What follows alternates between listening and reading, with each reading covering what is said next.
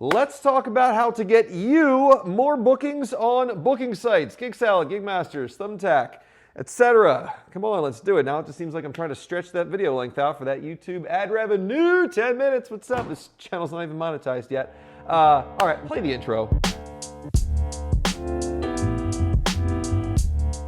Welcome back to the MoneyBeard channel. I am Rob Anderson, founder of MoneyBeard, lifelong entrepreneur, teaching you how to make more money and watch it grow. By the way, how's the lighting? I feel like this is super bright right now. It's washing me out, making me look terrible. Brand new lights. The other one broke. Remember the last video?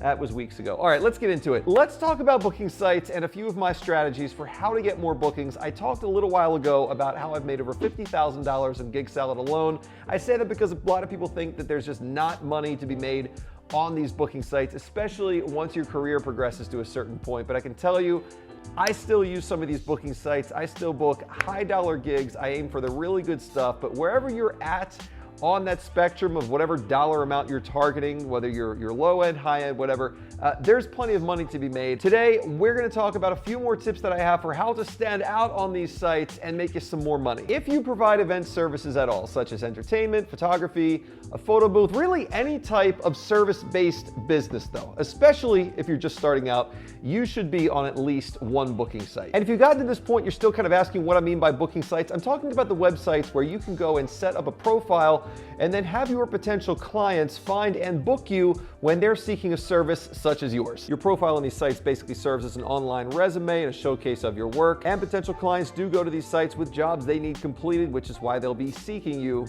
on these sites. There are sites like I mentioned before, like GigSalad and GigMasters, now called The Bash, which are mostly for the event industry. Thumbtack mostly caters to home services, also deals with events. Upwork for professional services, and there are others. I mostly deal with GigSalad and GigMasters. But the good news is the advice in this video should help you out with getting more bookings on any of these sites. Drop me a comment below though and let me know which of these sites, if any of them, you're on. Just comment like GigSalad or Thumbtack or whatever. Put it down below. Now, a common objection to using sites like this, again, is that you can't really get any work on them. I hear a lot of people say that. They say the clients only book the cheapest person they can find, and while the latter part of that is true sometimes, or well, a lot of times, I've been able to do quite well on them once I figured out what works and what doesn't work. Again, I did a video explaining how I made over $50,000 in GigSalad alone by pretty much only doing higher paying events. So I definitely recommend watching that video after this one. So I've used these booking sites both as a vendor to make money with my service, but also as an event planner seeking vendors for different things that I've planned when I've needed a job done. So I've seen things from both sides, and I've seen the profiles and I've seen the responses a lot of vendors send out on these sites. So I can tell you with a fair amount of certainty what problems might be holding you back from getting more bookings. And consequently, through that and my own experience, I can tell you how to stand out from your competition and increase your booking rate. Now, the first and major overarching problem that's preventing a lot of people from making more money on these sites is that their profiles are just not set up to sell. Their bios aren't set up to sell, their promo pics and videos definitely are not set up to sell, and the responses they send out just aren't set up to sell. Basically, just none of it converts. And I'm gonna tell you exactly what I mean by that, but first, I can already hear some people saying, well, you know, I don't really want to come off salesy, you know, I don't want to feel like I'm trying to sell to people. I just want to put my stuff out there and I just want to let it sell itself, you know? I can tell you that that exact mindset ends up in an empty calendar and empty pockets. If you're in business for yourself, you're a salesperson, period. All right, just because you're implementing some sales tactics, that doesn't mean you're being like sleazy or unethical. All right, you're selling a quality service because that's what you should be putting out, and you're expecting to make as many sales as possible at the highest profit margin possible for that service. And you're going to have to implement certain tactics in order to do that. So, how does this apply to your profile on a booking site? Well, there's a certain powerful marketing principle called AIDA, which coincidentally, I also talked about in a previous video that you should watch after this one. AIDA, when applied properly, will persuade people to buy more of what you are selling.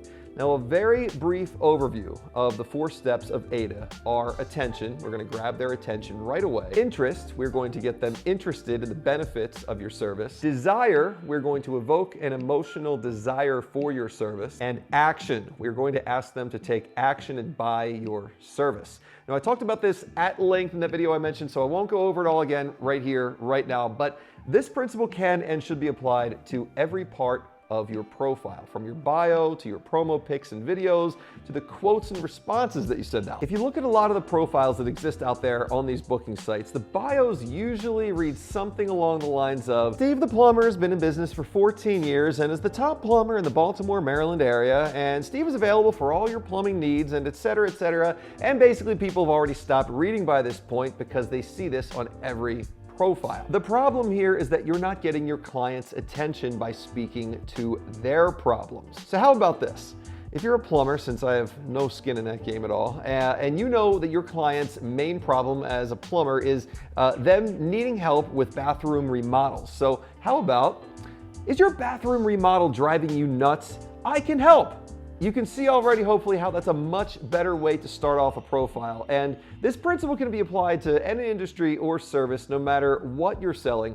I talked about implementing AIDA at length in that AIDA video I mentioned again, so I don't want to repeat myself again here. So go watch that and just keep in mind that you should be applying the principles of AIDA to each part of your profile on whichever booking site you're on, and your responses and your quotes that you send out. I mean, I've received quotes and responses from vendors before when I've been trying to book someone and the quote just says, yeah, I can do it for 200. Well, dude, that tells me pretty much nothing. That doesn't get my attention. That doesn't make me desire your service. It doesn't tell me about the benefits of the service. All of those things need to be included when you're writing back to someone in your quote too.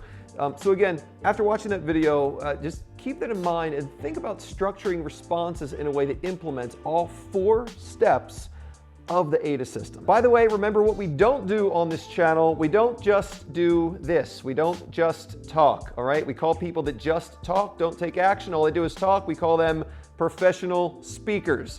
And there's no professional speakers allowed here on the MoneyBeard channel. We take action on what we say we're going to do. Another thing I like to do to stand out on these sites and save my time from chasing down leads who are just bargain shopping, such an annoyance, right, is to set a 48-hour time limit on my quote when I respond to someone, all right? The element of scarcity is a proven factor in driving people's decisions to buy. And if you can implement just a little bit of scarcity in your quote, it can both help motivate an interested buyer to commit, and it can help save you time from continuously following up with people who, just for whatever reason, aren't interested. Now, some sites like GigSalad, they'll let you set a time limit for your quote to expire and it'll just automatically expire. But on other sites, you can just write a line at the end of your quote that it will only be good for a limited time. All right, so when I do this, I make sure to let them know that the 48-hour time limit is just for them to send me a response back, not to make a decision. We're not trying to pressure them into a decision to buy just yet, but I let them know that as long as I hear back from them within 48 hours, the quote will stay open, and if not, the quote will close so I can focus on working with my other clients. And I can tell you that just from my experience, that element of scarcity being inserted into there is enough to get really serious people to respond back, just even if it's something just to the effect of, hey, so there's a time limit on this, would definitely like this quote to stay open, can we set up a phone call? And at that point, like, I'm usually trying to set the phone call up with them already, or I've already called them, which we'll get to in a minute.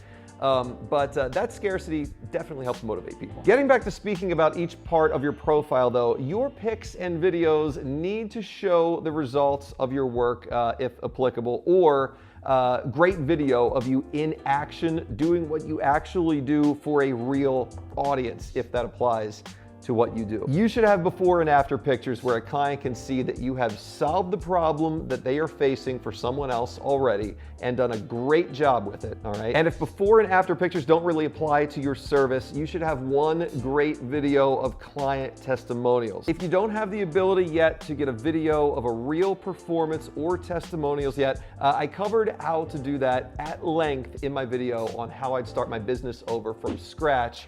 Go watch that one. Just subscribe to this channel, all right? Do that right now, seriously. Subscribe to this channel and ring that bell. There's a ton of great content on here if you're into this sort of thing, all right? But basically, look, your clients, they need to be able to picture themselves in the situations shown in your promo, all right? And a lot of pictures I see on the sites of just someone standing in front of a doorway, or like a shaky cell phone video that somebody took of them like at a show they did 2 years ago. They're not cutting it, all right?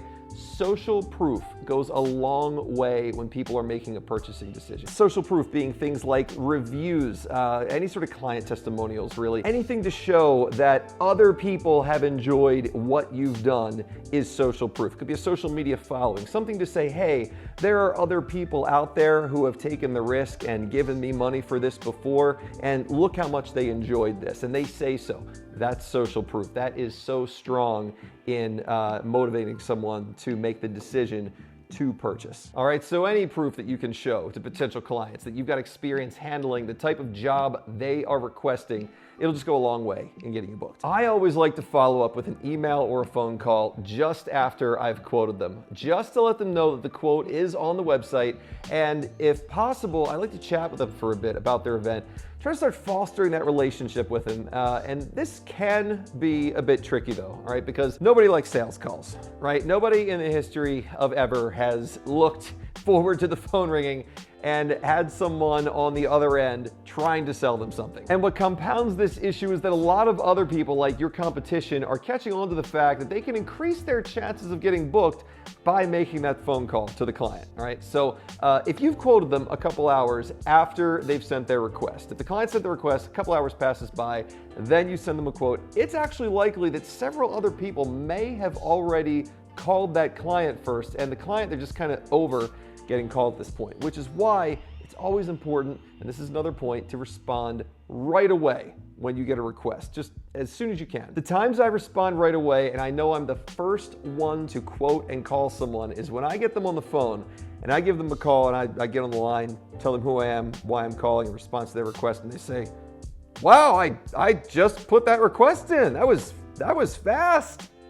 Best possible response you can get when you're calling someone up after you send them your quote, all right? Another way that I like to stand out, which I know that like nobody is doing right now, is sometimes I'll send a free gift along with my quote, all right? And this is another way of providing value to that person up front, which hopefully will get the law of reciprocity working in your favor and help you secure that booking. Now, when you're providing a free gift, you are doing this along with your quote just as a way to provide value to the client with no obligation required on their part at all. And I've gotten questions about this. I've talked about this before. I've talked about this at live events where I've spoken. I get questions like, well, should I give the free gift at the event when I get there if they book me, or should I do it like after they book me?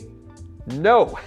You are giving them something of value up front and with no obligation at all up front, all right? Providing value first is a strong way of communicating not only your value, but again, getting the law of reciprocity working for you so that they will hopefully want to do something in return for you, booking you. When you're giving a free gift, this should be something that's of value to that person, all right? I recommend digital products like an ebook or an unlisted YouTube video where you meet a need your type of client might have. And you know your clients, you know what their needs are, all right? Like if you typically perform for children's events, send the parent an ebook on 10 unique birthday party games the kids can play. If you're a photographer, send them a guide on simple hacks to take better pictures with their phones, which really that's something anyone can use, and it's just a great little free gift that'll make the client say, oh wow, that was really cool. This person apparently knows what they're doing. I should book them. The free gift strategy is one that I know not a lot of people, if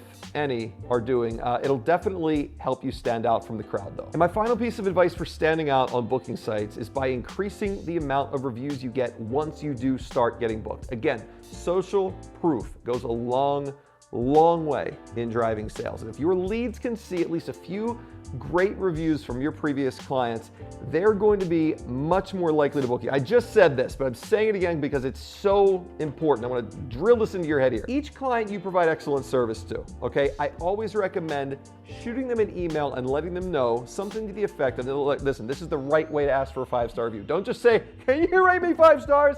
You want to say something to them like, hey, if you feel that my service has earned a 5-star review, each one I've received really helps my business. And that's a great, no pressure way to ask for a 5-star review. Again, you're not coming out and just saying like, can you give me a good rating? Can you give me a Google review? You're far less likely to get a negative review this way, especially if you follow that up in the same email. Don't send them a separate email. Just put in the same email. Please feel free to send me an email with any notes you may have had about my service because I welcome all feedback. And that should, I mean, if there was any problem, they should be much more inclined to email you and let you know rather than 1-star you on Google or Facebook. All right, that's all I've got. All right, get out there, get yourself booked, and check out some of those other videos that I mentioned. If you got value from this, please hit that subscribe button, annihilate the like button on this video. I don't want you to ever miss these videos. I'm trying to build this channel up and provide real value to everybody that is within, you know, this self-employed industry here, help you make more money. I'll see you in those next videos, and I'll see you next time. Thanks for watching.